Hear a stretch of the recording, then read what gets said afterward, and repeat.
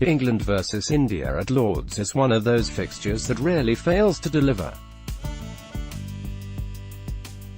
Where it's Ishant Sharma bowling India to a famous victory in 2014, Graham Gooch's triple century in 1990 or the sight of a shirtless and jubilant Sourav Ganguly on the pavilion balcony in 2002, Lord's somehow manages to distill the very flavour of this rich and raucous rivalry, this clash of cricket's two establishments. Typically, it has been a site for Indian heroism, if not always Indian triumph. Ajit Agarkar hitting a superb and utterly pointless century in 2002, Mahendra Singh Dhoni's series-defining rearguard in 2007, Dilip Vengsarkar's 3 centuries here in the 1970s and 1980s, the only overseas batsman to record that feat. Further back, there was Vinu Mankad in 1952, who scored 72 and 184 with a new queen watching from the pavilion, bowled almost 100 overs in the game, took 5 wickets, and still ended up soundly beaten. As Len Hutton put it, Mankad was essentially playing England on his own. Remind you of anyone in particular? Virat Kohli doesn't bowl, of course, although you get the feeling he could if he really worked at it. But whether as captain, fieldsman, batting anchor or batting bludgeon, Kohli very nearly won last week's Edgbaston Test all by himself, scoring 200 runs in the game and producing the key run out of Joe Root on day 1. When he finally missed a straight one from Ben Stokes on the 4th morning, India's hope went with him. It's a luxuriously invidious fate for India to be in. If you are going to tether your hopes to one man, it may as well be someone as good as Kohli. Kohli very nearly won the first test on his own. Action images via Reuters, but perhaps it's time for his teammates to start helping him out a little. Gravity suggests the master will have an off day sooner or later. History suggests that 5-match series are won by teams more than individuals. And so as the second test begins at Lord's on Thursday, India will need some of their other highly remunerated stars to start justifying the seats on the plane. Pope is England's latest Test debutant to benefit from faith in youth. It was the batsman who let India down in Birmingham, and with clouds set to roll in towards the end of the week, the top 6 remains the main headache.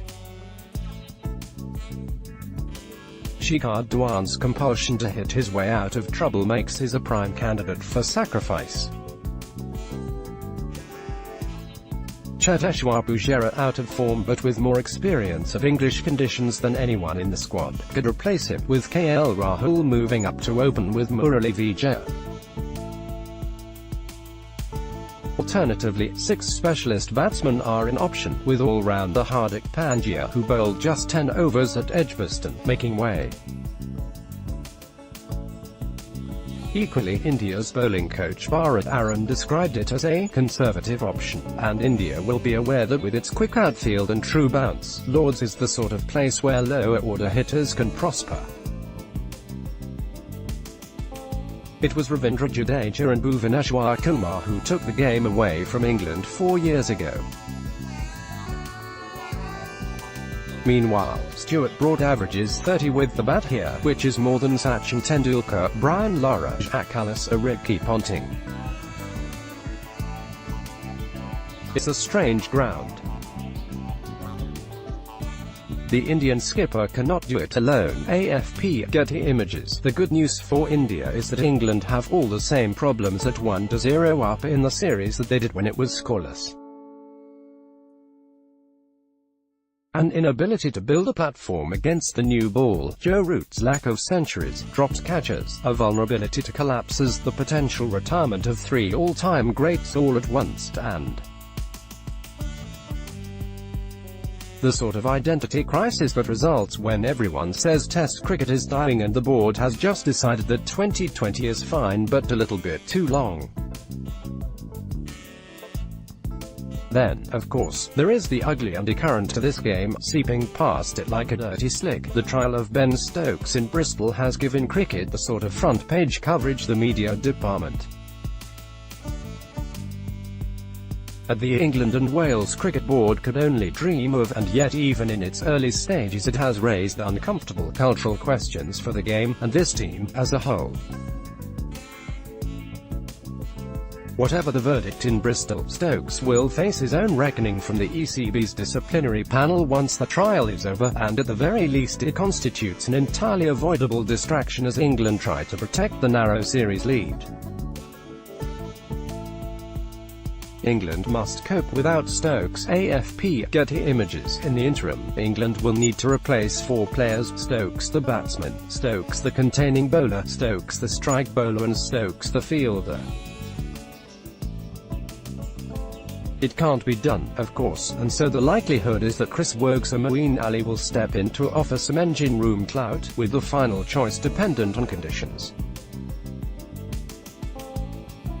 And even if spinners have had a decent record at Lords in recent years, history counsels that we should never underestimate England's appetite for dropping Adil Rashid. Surrey's Ollie Pope is in line for a Test debut, at number 4, which for all the justifiable excitement over the unveiling of a lavish talent, is indicative too of an England side blinking nervously into a bright future, still experimenting, still stumbling, still searching for its voice. Win this, and the series is surely theirs. Equally, however, England have surrendered the last 4 1-0 leads at the first opportunity.